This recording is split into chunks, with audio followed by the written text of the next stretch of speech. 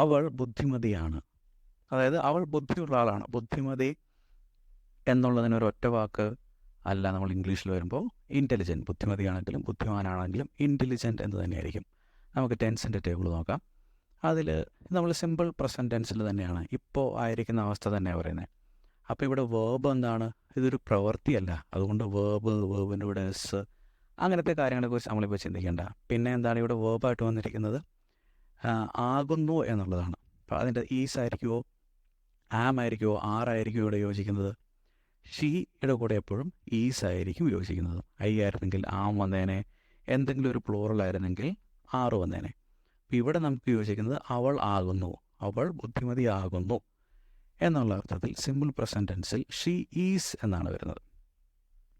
She is intelligent. ഞാൻ ആദ്യം പറഞ്ഞു ഇൻ്റലിജൻറ്റ്, ബുദ്ധിമതിയെന്നോ ബുദ്ധിമാനെന്നോ ബുദ്ധിയുള്ള ആളെന്നോ ഒക്കെയുള്ള അർത്ഥത്തിൽ ഇൻ്റലിജൻറ്റ്.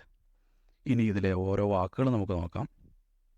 ഷീ എന്താണ്? പ്രോനൗണാണ്. ഏതെങ്കിലും ഒരു പേരായിരുന്നെങ്കിൽ അത് നൗണായനെ, അതിന് പകരം നമ്മൾ ഉപയോഗിക്കുന്നുണ്ട് പ്രോനൗൺ ഷീ. ഈസ് എന്നുള്ള വേർബാണ് ഇവിടെ. ആഡ്ജക്റ്റീവ് എന്ന് വെച്ചാൽ എന്താണ്? ഒരു നൗണിനെ വിശേഷിപ്പിക്കുന്നു. ഇവിടെ അവളെ വിശേഷിപ്പിക്കുകയാണ്. ഷീ എന്ന് പറയുന്ന അവളെ വിശേഷിപ്പിക്കുന്നത് കൊണ്ട് അത് ഇൻ്റലിജൻ്റ് ഒരു ആഡ്ജക്റ്റീവാണ്. ഒന്നുകൂടി നോക്കിയാൽ ഷീ പ്രോനൗണും ഈസ് വേർബും ഇൻ്റലിജൻ്റ് ആഡ്ജക്റ്റീവും.